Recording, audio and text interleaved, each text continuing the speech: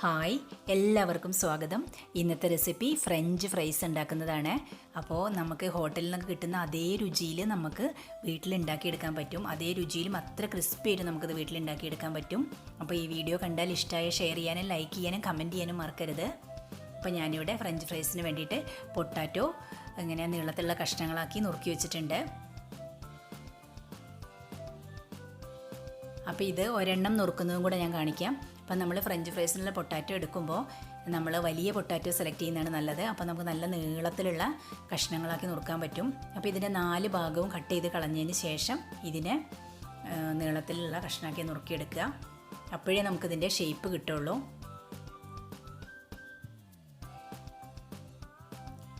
അപ്പോൾ ഇത് കുട്ടികൾക്കൊക്കെ വളരെ ഇഷ്ടമുള്ളൊരു ഐറ്റമാണ്. അപ്പോൾ നമുക്ക് ഉണ്ടാക്കിയെടുക്കാനും വളരെ എളുപ്പമാണ്.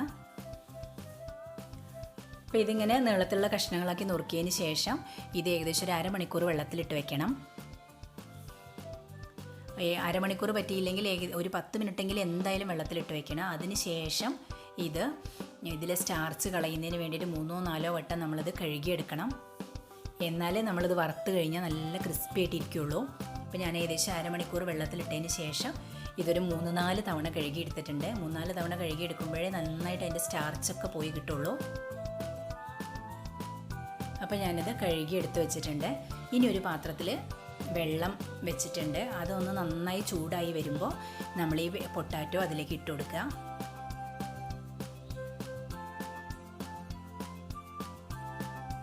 എന്നിട്ട് ഈ വെള്ളം ഒന്ന് ഏകദേശം നന്നായി തിളയ്ക്കാറായി വരുമ്പോൾ ഓഫ് ചെയ്യാം.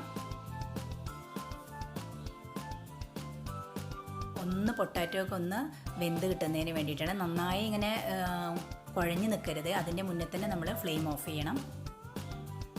നന്നായി ചൂടായി ഏകദേശം ഒരു തിള വരാൻ തുടങ്ങുമ്പോൾ നമ്മളത് ഓഫ് ചെയ്യുക, ഫ്ലെയിം ഓഫ് ചെയ്യുക.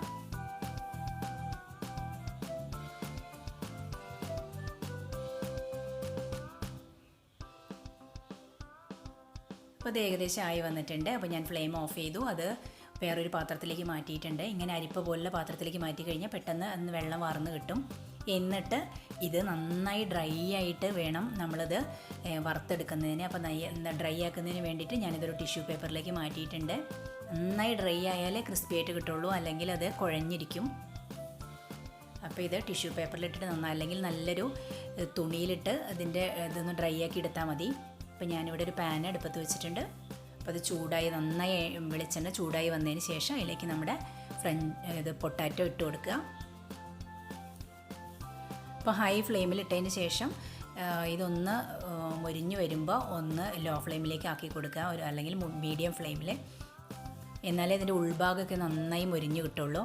വളരെ പെട്ടെന്ന് ഇങ്ങനെ മൊരിച്ചെടുക്കുമ്പോൾ അത് പെട്ടെന്ന് കരിഞ്ഞു പോകും. അപ്പോൾ നന്നായി ലോ ഫ്ലെയിമിൽ ഇട്ടിട്ട് കുറച്ച് നേരം വെച്ചതിന് ശേഷം അത് നന്നായി ക്രിസ്പി ആയിട്ട് കിട്ടും. അപ്പോൾ നമുക്ക് അപ്പോൾ ഞാനിതിങ്ങനെ എല്ലാം ഇങ്ങനെ വറുത്ത് കോരിയെടുക്കുന്നുണ്ട്. ഇത് വറുത്തെടുത്തതിന് ശേഷം വീണ്ടും ഒരു ടിഷ്യൂ പേപ്പറിലേക്ക് ഇട്ട് കൊടുക്കുക. ടിഷ്യൂ പേപ്പറോ അല്ലെങ്കിൽ തുണിയിലൊക്കെ ഇട്ട് കൊടുക്കുക. അപ്പോൾ അതിൻ്റെ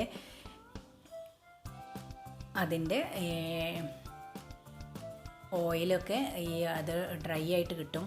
ഓയിലൊക്കെ പോയിട്ട് നല്ല ഡ്രൈ ആയിട്ട് കിട്ടും നമുക്ക്.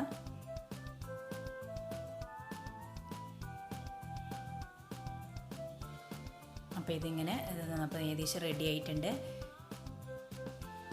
അപ്പോൾ ഞാനിതിലേക്ക് കുറച്ചെണ്ണം വറുത്തെടുത്തിട്ടുണ്ട്. അപ്പോൾ അതിലേക്ക് ഞാൻ ആവശ്യമുള്ള ഉപ്പ് ഇട്ട് കൊടുക്കുക. എന്നിട്ട് നന്നായി പാത്രം ഒന്ന് കുലുക്കി കൊടുത്തു കഴിഞ്ഞാൽ എല്ലാ ഭാഗത്തും ഇതിൻ്റെ ഉപ്പായി കിട്ടും.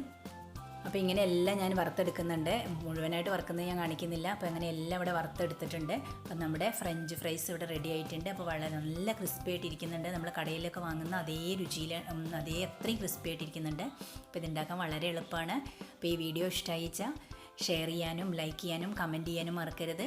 ചാനൽ സബ്സ്ക്രൈബ് ചെയ്യാത്തവർ സബ്സ്ക്രൈബ് ചെയ്യാൻ മറക്കരുത്. അപ്പോൾ പുതിയ വീഡിയോ ആയിട്ട് വീണ്ടും കാണാം. Thank you.